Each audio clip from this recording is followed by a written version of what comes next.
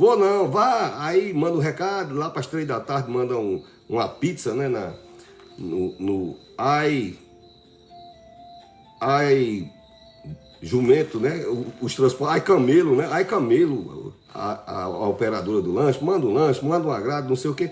Eu sei que persuadiu aquela pessoa e ela foi fazer alguma coisa com ele lá.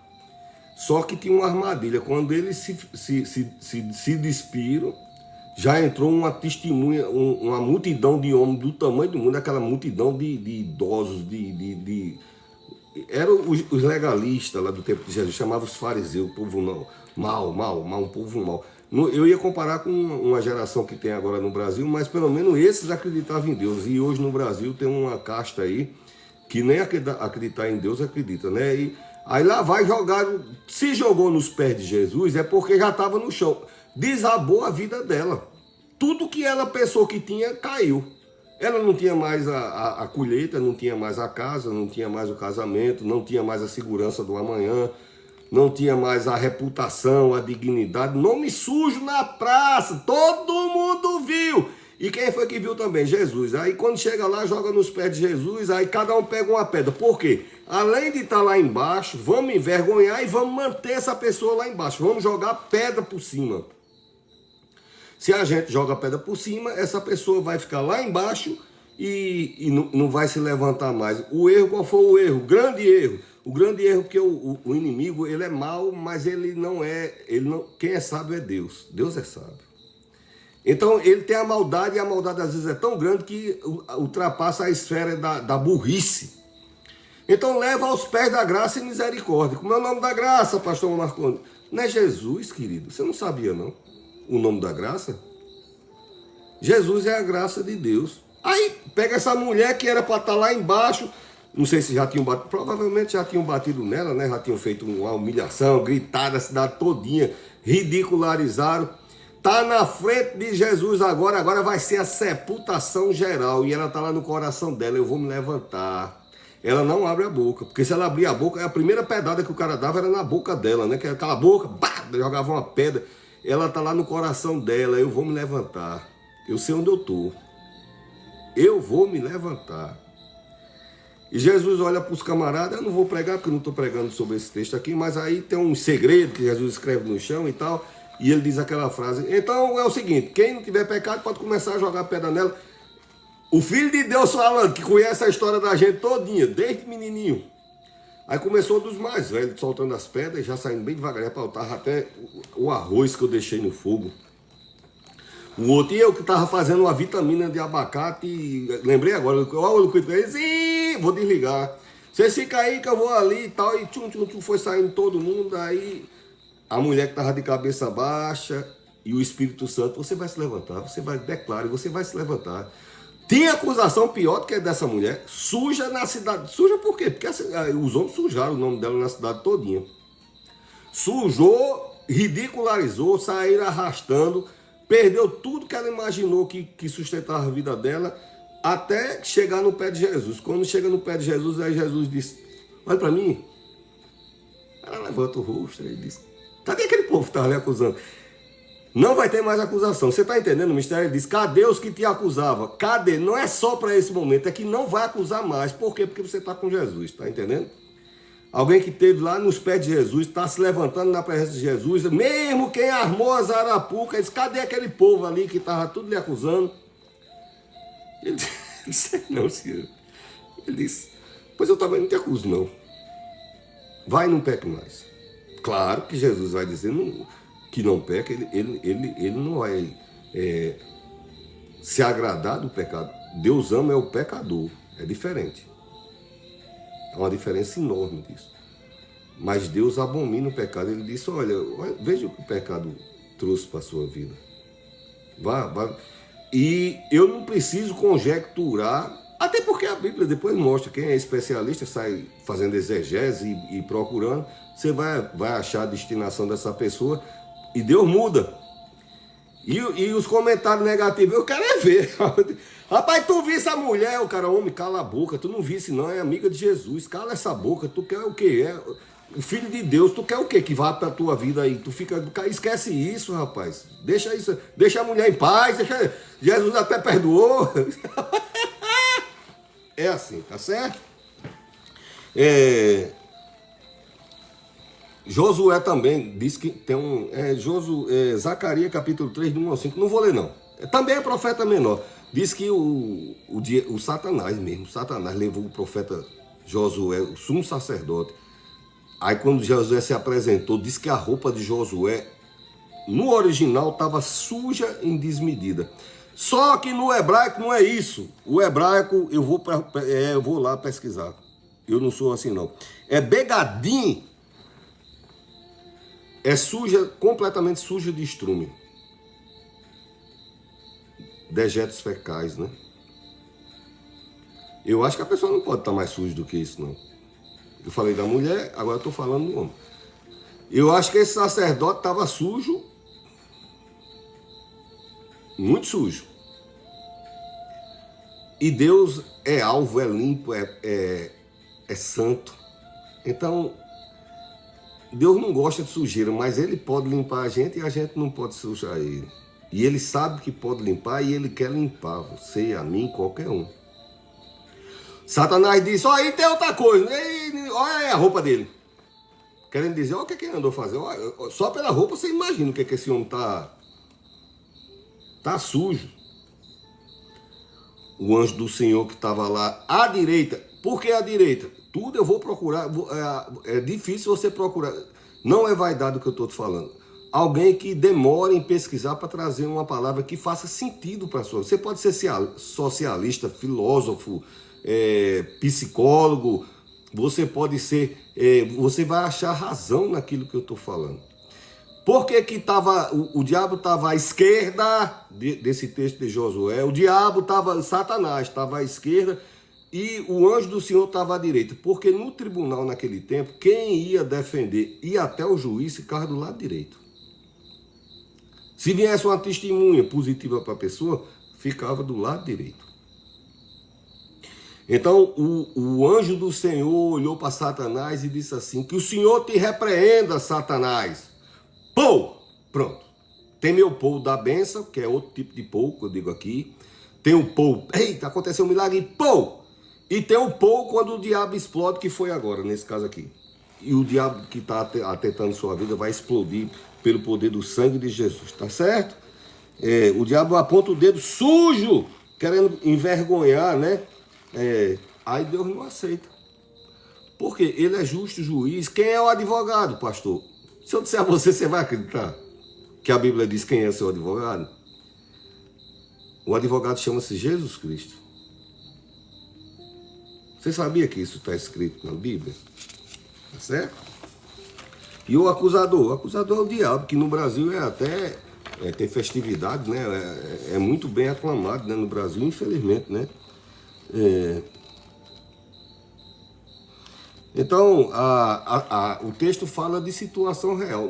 Por que eu trago a ministração da palavra assim? Porque eu estou lidando com pessoas e lido nas igrejas, pastoreando, ou se eu estiver no estúdio da rádio, ou aqui pregando, né? Não sei quantas mil pessoas vão assistir da palavra de Deus, mas a palavra vai encontrar situações reais na vida das pessoas.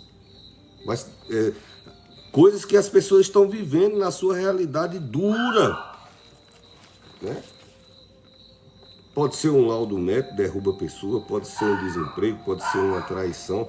Olha, o texto fala do inimigo de perto, pode ser uma traição, né? Essa mulher, ela não está só triste, ela está arruinada. Esse homem não está só triste, ele está arruinado. Então eu posso dizer essa pessoa que caiu nessa situação, né? E está arruinado sem saber por quê. E talvez você queira responder. A gente quer muito saber por que isso na minha vida. Porque o diabo é mau. Quando você vê a rede de televisão que está desligada ali, que é para não passar, uma que tem, que todo mundo diz que é cheia de cão lá, uma rede de televisão dessas. Como é o nome, pastor? Eu não sei, querido, porque eu não assisto televisão. Mas diz que lá tem cão à vontade. Então, a gente quer saber a razão. Por que isso está acontecendo na nossa vida? Porque o diabo é mau. Só essa rede de televisão e as ideologias socialistas é que aplaudem esse tipo de coisa. Aliás, eu não entendo porque o conceito socialista e a agenda woke é contra Deus e é a favor do diabo, né? Porque se não era para ter nada espiritual, também não era para ser a favor do diabo. Mas a balança pende para o lado esquerdo, né? Falando aqui de acordo com Josué, né? Tá certo? Então, a situação pode ser o bolso vazio. Ah, o bolso vazio é ruim. Fiquei muitas vezes na minha vida, mas Deus sempre levantou alguém para dividir, nem que fosse uma coxinha comigo. Como eu disse, eu já trabalhei embarcado, já trabalhei na selva amazônica, até servir o exército eu morava no Amazonas.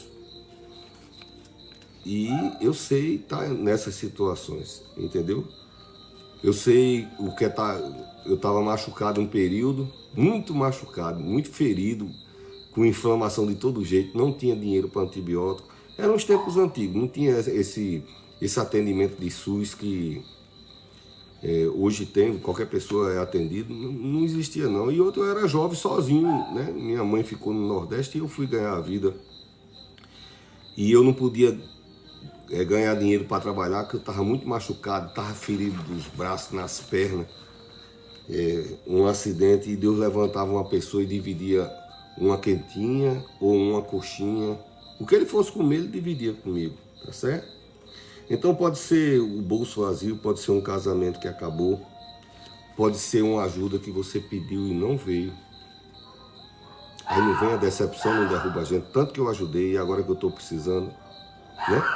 Eu estou citando casos que derruba a pessoa, mas eu estou afirmando e reafirmando todo o tempo que Deus tem poder para te levantar, certo? É porque eu vou pegar o avião, então pega o avião na tranquilidade, sabendo, Deus vai te levantar. Tá certo? E quando chegar lá eu espero que não seja um voo maior do que eu pego voo, às vezes, de 30 horas de voo, mas quando você descer, você assiste o resto do sermão e compartilha com outra pessoa também, tá certo? E por que é que Deus entra com a ação? Porque Ele sabe o perigo da gente estar lá embaixo, da gente estar quebrado, da gente estar no chão. O chão não é lugar pra gente. Certo? Então Deus sabe o perigo, a situação não pode ficar assim, o chão não é seu lugar, e o diabo disse, a mulher disse, e se eu morar lá na escuridão, quer dizer, ela está enxergando que é uma situação que pode demorar muito, mas Deus não vai permitir você mobiliar lugar de escuridão nenhuma, porque seu lugar de habitação vai ser mobiliado em palácios reais. Qual é o palácio real, pastor? A casa que Deus colocar você de paz, o lugar de paz. Qualquer lugar que Deus te colocar é palácio real. E se não tiver Deus? Esse ambiente aqui não é bom. Sem Deus, nem vá. Não vá, não vá. Sem Deus não vá não. Tá certo? Então, ela está lá embaixo e o Espírito Santo de Deus já está sobre a situação dela, né? Ela não diz, eu acho que eu vou me levantar. A fé é a certeza das coisas. Quem vive colocando dúvida pra gente, eu estou batendo com força agora, ultimamente, assim, nessas ideologias do Brasil, porque é um adversário real. Eles militam em favor do diabo, então a gente tem que incluir tudo que tiver o diabo, a gente tem que meter essas coisas, porque estão lutando contra Deus e eu sou um guerreiro de Deus. Então, infelizmente, eu tenho que citar a verdade. Tá certo? Então ela não diz, eu acho que eu me levantarei, eu acho que algum dia, depois de qualquer outro dia, Deus vai me levantar. Eu acho, porque o Espírito Santo de Deus é certeza, é verdade, ele chega na tua vida e você sente. Eu sinto no fundo do meu coração que eu vou me levantar, Deus está olhando pela minha causa. É isso que ela diz, eu me levantarei. Ela ministra aqui o desejo de Deus para a vida dela e para a minha vida e para a tua vida. Que a gente esteja de pé. No sermão aqui também eu falei isso, tá certo? Então o inimigo pressiona, empurra para a alma, né, para baixo, né? O inimigo ele vai pressionando a alma para baixo, né? Para tentar manter a pessoa lá embaixo, ele vai pressionando, empurrando a alma, desanimando. Na psicologia chama a alma de ânima, né? ânima. A alma é detentora dos sentimentos. Na teologia também trata assim, né? A teologia é corpo, alma e espírito. E o psique, na psicologia, também é tratado como a alma, ou como ânima, que faz relação a esse corpo de sentimento, né? A ânima. E o inimigo, ele quer desanimar, ele quer tirar a alma, quer tirar o impulso, o desejo de viver, de subir, de se reconstruir, de se recompor. E é essa a vontade de Deus. Você tem dúvida qual é a vontade que vai prevalecer na sua vida? Se você tiver, eu não tenho nenhum problema para dizer. Vai prevalecer a vontade de Deus na sua vida, tá certo? Então, o inimigo, quando ela faz essa declaração, sabe quando alguém te empurra e você aprendeu um pouco de defesa pessoal e você reempurra aquela pessoa para longe? Essa declaração dela, o inimigo está com as artimanhas. Ela declara o nome do Senhor e há um contra-impulso. Aquilo que está oprimindo ela já sai do caminho, porque ela está declarando quem é que vai levantar ela e a força e o poder que está dentro dela, tá certo? Ela empurra de volta. O inimigo que fique lá com as declarações, né? Ele quer a pessoa desamparada, né? Em Êxodo capítulo 6, versículo 9, diz que o povo está tão abatido que perdeu o ânimo. Quando eles vão falar Êxodo, o grande problema aqui, Êxodo capítulo 6, versículo 9, eles deixaram de respirar o favor de Deus. É isso que o texto diz. O que é respirar o favor de Deus? É kotser ruá. Ruá é sopro de Deus. E essa outra palavra eu nem conhecia. É com K, K-O-T-C. Kotser ruá. Respirar certa a presença de Deus. Se você respira Deus, você é cheio da presença de Deus. Porque o inimigo está soprando outras coisas na minha vida e na tua vida. O inimigo está ali soprando, ele é mau. Tá certo? Quando eu estava escrevendo esse texto, eu já tive uma crise de pânico. Eu era bem novinho. Eu estava voltando de um bairro chamado Cidade Satélite, na capital de um estado. Me deu uma crise de pânico do nada, o coração acelerou e a dificuldade de respirar. Até um livro que eu escrevi em 1980 e não sei quanto, que chama Epitiva, tem no mundo inteiro esse livro. Eu falo dessa condição. E do mesmo jeito que o inimigo aplica instantes de pânico na nossa vida, que descompensa esse respirar, o pânico faz que a pessoa respire curto.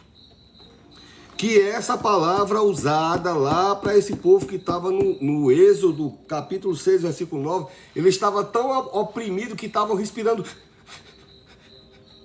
Não é que está ofegante, não. É que o desespero está tão grande, a ansiedade, a crise de pânico está tão grande que aí como respira mal, o coração entra em pânico também e descompensa geral o sistema. Então vamos à manobra! Ciência, né? O Brasil não fala tanto de ciência, vamos para a ciência. Existe uma manobra militar de guerra. Porque se tem um canto que dá pânico, é guerra. É pipocando, um amigo leva um tiro, despedaça. É um negócio, a guerra não é brincadeira não. E muita gente entra em pânico. Só que todo batalhão tem pessoas preparadas para fazer essa manobra. Que quebra o pânico.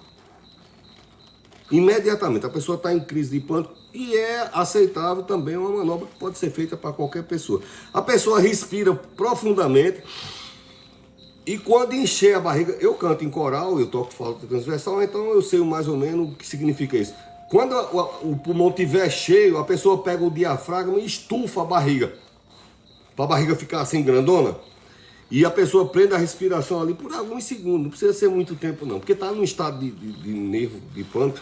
Então respira profundamente, enche tudo que puder e depois estufa a barriga, não o peito não, estufa com o diafragma a barriga para fora, prende a respiração devagarinho e depois solta assim, ó, fazendo barulho de preferência. Eu gosto de fazer assim, eu faço isso para dormir, a gente faz 6 vezes, você pega no sono ligeiro demais, entendeu? Então automaticamente você passa uma mensagem para o cérebro que você está no domínio de novo e o perigo daquele combate acabou. Porque o pânico é uma coisa que não tem muita justificativa, né? Então, tudo entra em estado de alerta e desacelera tudo. Essa manobra faz com que você passe a mensagem para o cérebro avisa o coração e imediatamente ele sai daquelas batidas, faz taquicardia, desce para 70, 80, 70, 65, ligeiro. E a pessoa readquire o controle. Então é isso aqui, o respirar a presença de Deus, tá certo? O inimigo quer que a gente respire medo. E Deus está dizendo, puxe para dentro de você o sopro da promessa de Deus. Qual promessa? Essa da palavra que eu estou lendo para você. Se eu cair, vou me levantar. Então ela respira o sopro da promessa e suspira, né? Inspira, expira, né? Expira, inspira. Quando ela solta a respiração, ela solta a declaração. Deus, eu vou me levantar. E quem vai lhe ajudar é o texto também diz, mas um pouquinho na frente, né? Deus vai estar comigo, Ele é minha luz e Ele vai me levantar. Deus vai me levantar. E não se alegre, não, nem comece a rir, fazer festa, inimiga minha. Tá onde, pastor? Você não está no começo, não, do sermão? Eu não tenho problema. Miqueias capítulo 7. Não te alega a meu respeito, inimiga minha. Quando eu cair, me levantarei. Quando eu estiver nas trevas, o Senhor será a minha luz. Então nem adianta o diabo fazer festinha, porque não vai ter festa não, viu? Deus vai te levantar em nome de Jesus, tá bom? Vai ter festa para você. Como é esse sopro que o senhor falou da manobra? A manobra é técnica. É igual aquela para desacelerar o coração, que levanta as pernas e sobe de vez. Precisa ser um corpo de profissionais de saúde para fazer isso. Mas essa aqui você mesmo faz, tá certo? Aí eu vou agora na Bíblia, no Gênesis capítulo 2, versículo 7, mostrar como é inspirar Deus. Você, como é o nome disso? Nishma Shaim. Eu espero que me perdoe a pronúncia, porque é hebraico e apenas está transliterado. Então eu cito o conjunto das letras, tá bom? Eu não sei pronunciar literalmente em pouquíssimas palavras, por sinal, só que quem está aprendendo seminário. O sopro de Deus, Nishma Shaim, Chayyim. O que é isso, o fôlego da vida? Coloca o sopro de Deus dentro de você. O diabo está colocando medo. Tem que entrar por algum lugar. E a pessoa fica respirando medo, pânico, desespero. E a situação, ele veio para roubar, matar e destruir. Então não é porque a gente se privilegiar. Isso acontece na minha vida. Ele está aí, ele fez isso com Jesus Cristo. Imagina, tá certo? Então, Deus, ele é o fôlego da vida, né? Que entra... Quando Deus soprou esse fôlego dentro do Adão, até onde eu posso imaginar, ele estava caído no chão, não estava não? Diz que ele não tinha vida, ele estava em pé, estava deitado no chão. Quando o sopro de Deus entra, aí foi a ordem de Deus, fique de pé. Deus não falou, por quê? Porque falou por dentro, do jeito que falou com essa mulher, do jeito que está falando para você. Fique de pé, levanta-te. Tá onde, pastor? Que eu li? Gênesis 2, capítulo 7. E o diabo quer a gente encolhido. Olha, quando eu falei de Adão e Eva que pecaram. Quando eles pecaram, a primeira coisa que eles fizeram umas folhinhas para botar uma roupinha e foram se esconder atrás das samambaias, ficar escondidinho, abaixadinho. E foi a grande queda. Isso é chamado a queda da humanidade. Esse momento do pecado de Adão e Eva. E o inimigo quer que eles os símbolos dos dois escondidos lá é escondido da presença de Deus e que não se levante mais. O que é que Deus faz? Cadê você? Será que Deus não sabia? Deus sabia, né? Deus não sabia. Estou lhe vendo. E Deus fez juízo sobre a serpente. Tá certo? E disse, não, eu vou consertar esse negócio aí, que foi uma queda muito grande, vai exigir uma contra-resposta muito grande. E ele deu o filho dele para isso, para que você pudesse sempre se levantar. Porque o diabo, ele é sujo, ele é mau. Então quando você via as mídias e a rede de televisão, aquela, dizendo a você que é bom, fuja dessas coisas, não é bom não. tá certo? Então, a pessoa agachada física, emocional, espiritualmente, envergonhada, não estava envergonhado, o casal estava com vergonha, Deus tinha dado tudo aí, estava com vergonha. Tem um outro texto que os filhos dele, Caim e Abel, que é onde há o primeiro assassinato. E quando Caim matou Abel, aí ele vem andando, cabeça baixa assim, aí Deus diz: o que é que está acontecendo com você, que seu semblante está caído? Um queixo caído. E ele diz: se você fez o que é certo, você não será abençoado? Aí ele pronuncia uma palavra lá,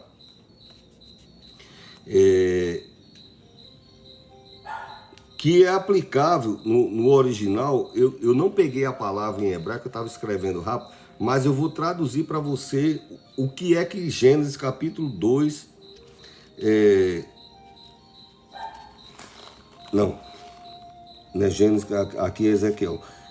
Gênesis capítulo 3, quando Deus diz para Caim, o que é que Deus falou para Caim, né? As duas palavras em hebraico que reportam o que Deus falou para Caim, depois dele ter cometido um erro terrível. Foi o primeiro assassinato da história humana, segundo o conceito cristão, tá certo? A palavra que Deus falou foi: meu plano para você é que você ande de cabeça erguida. E talvez dali é que Deus botou aquele selo na testa dele. Qual é o plano do diabo? Que a pessoa faça o erro, caia e viva completamente envergonhada de cabeça baixa. O plano de Deus não mudou. O plano de Deus não mudou. O texto original diz assim: meu plano para você é que você ande de cabeça erguida. Ezequiel capítulo 2, versículo 12 diz assim: filho do homem, fica de pé e eu falarei contigo. E entrou o Espírito Santo de Deus e ele ficou de pé. Então, primeiro a gente precisa ouvir de Deus. Declare: eu vou ficar de pé e vou me levantar. E depois você vai ver Deus falando contigo e te ajudando em toda... Do jeito que foi com aquela mulher que eu falei lá em João no começo. Estou caminhando para o final, né? Quem faz laudo é engenheiro. Quando eu falei em queda, aí tem... Então, queremos saber por que foi que a aeronave caiu, porque o prédio caiu, porque a casa caiu, porque o ribeiro caiu. Quem faz laudo é engenheiro. Deus não quer prontuário de queda de ninguém, porque Ele te conhece. Então, Deus não vai perguntar para ela, nem para nenhum desses outros, muitos exemplos que eu dei até agora. Deus não fica perguntando: olha aqui, ó. Quem faz isso é a sociedade pós-modernista, esse povo hoje dos politicamente corretos, que de correto para mim não tem nada. Quem quer saber o motivo da... eu não disse, e eu tinha dito até, falei, vem cá, fulaninha, eu não disse que não foi, aí o outro, entendeu? Quem quer saber, Deus não quer saber dessas coisas, tá certo? Deus é solução, é paz, força, vigor para você se levantar, né? Se a gente for... Quer ver quando ganha sucesso na internet? Se a pessoa for injustiçada. Aí vem um mutirão, todo mundo toma partido por você, e a pessoa ganha uns 15 minutos de fama na vida dele, e 8 milhões, aí ganha 1 milhão e chora, né? Aí ganha 1 milhão de seguidor e pronto. Deus não é assim, tá certo? Não é quando a gente é vitimizado, quando a gente... fazem algo errado com a gente. Mesmo que a gente faça algo errado, ele continua com a ação positiva sobre a minha vida e sobre a tua vida. O mesmo poder restaurador, tá certo? Então não interessa se o erro é próprio, se for uma decisão própria, se for um delito moral, se foi falha, o sangue de Jesus purifica você de todo pecado. Então, quem diz assim, mereceu, você não escutou não? Mereceu, merece. Mereceu é acusador, sabe, dizendo que as consequências quem planta colhe, tá vendo? Tá colhendo. Deus não é assim, né? Deus, ele rasga toda a folha de antecedente da nossa vida. Isso quem diz aí as epístolas foi Paulo falando de Jesus, que ele diz, ele rasgou toda a cédula que nos era contrária. Então não é porque Deus não tomou conhecimento da minha vida, da tua vida, não. Ele tem visto que derruba a gente, mas ele chegou e rasgou e cravou na cruz do Calvário. O diabo vai botar a mão lá? Vai nada. Não vai não, tá certo? Levanta-te.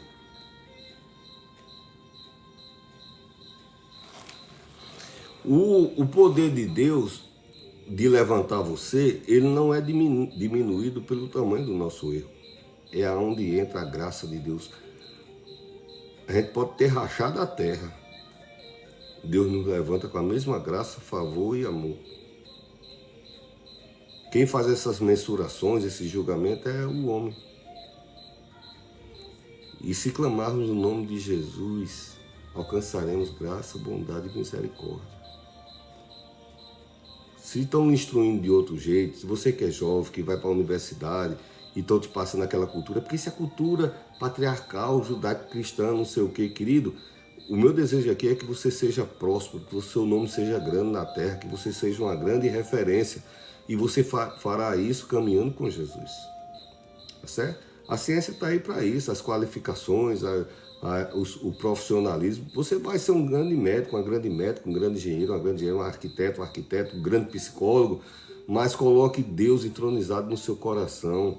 Você não precisa estar pregando onde você está a respeito de Deus, mas você tem que ter Deus vivo dentro de você para te guardar. Amanhã, hoje de madrugada, eu vou terminar um sermão de Efésios 6 como você nunca viu. E amanhã eu vou estar pregando sobre Efésios 6, sobre a armadura de Cristo, e não é nada que, quem gosta de pregação e está acompanhando, não é nada do que você já viu até hoje, tá certo? Vai ser uma palavra muito poderosa e semelhante a essa, tá certo? O poder do levanta de Deus, ele não é enfraquecido, né? A graça de Deus não tem limite, não. O chão que a gente cai tem limite. A graça de Deus não tem limite, né? O chão que a pessoa cai lá, né? O poder de Jesus de levantar não tem limite.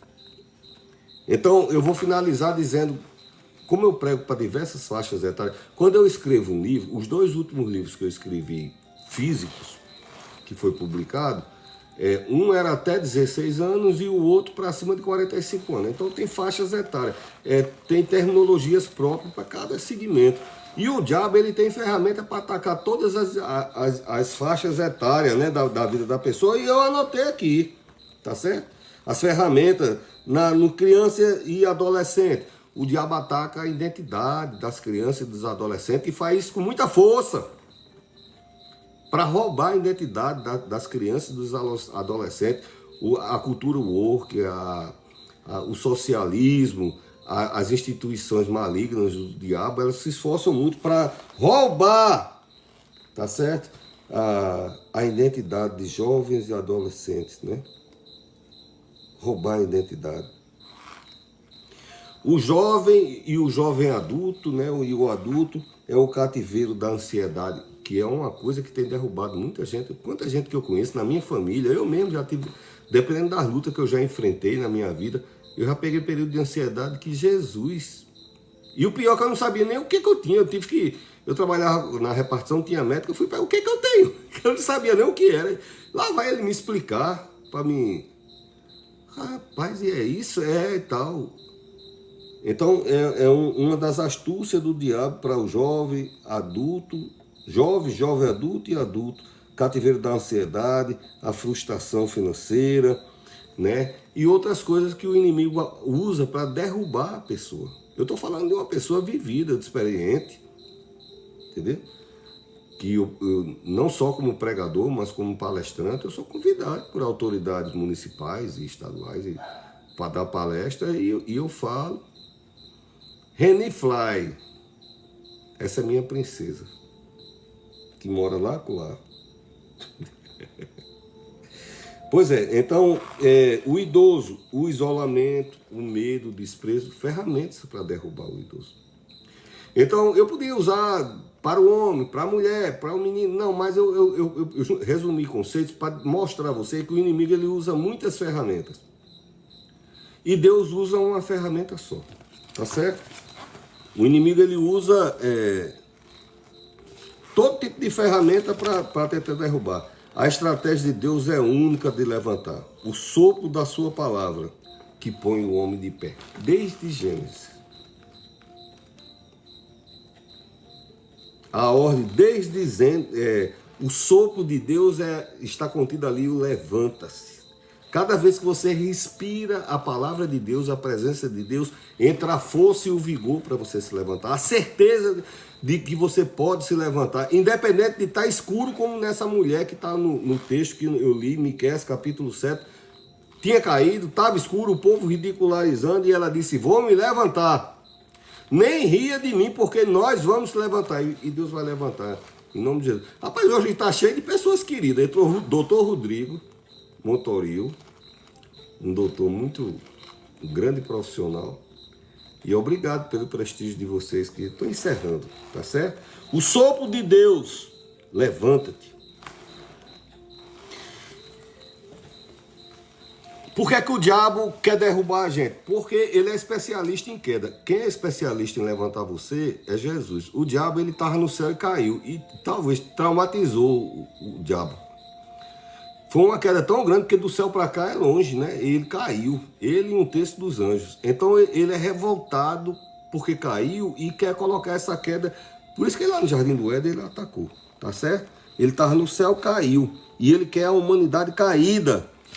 E aí, pastor, então não tem solução não? Claro, desde lá de Gênesis eu não disse que Deus disse que ia providenciar. Deus enviou o seu Filho único. Então, o diabo usou todas as estratégias contra Jesus Cristo. Eu citei inúmeras possibilidades de alguma coisa que pode estar acontecendo na sua vida. E o diabo usou todas essas coisas contra o Filho de Deus. Não foi uma por vez. Não, ele atacou com toda a estratégia. A traição, a violência, o abandono, a vergonha pública, a morte, o espancamento. Jesus absorveu esse arsenal todinho. E no domingo ele ressuscitou. E o mesmo poder que o anjo chegou lá e disse: filho do homem, levanta, teu pai te chama, né? Anunciando o Espírito Santo de Deus. É sobre minha vida e para a tua vida. É suficiente, continua poderoso e suficiente para com um sopro te colocar de pé novamente. Eu sou o pastor Marconi Teixeira e nós fazemos o programa Dias Melhores. Agora entrou minha família todinha, minha esposa, minha filha lá dos Estados Unidos, o doutor Rodrigo e mais centenas de milhares nos outros aplicativos. Primeiro que eu nem sei olhar essas coisas.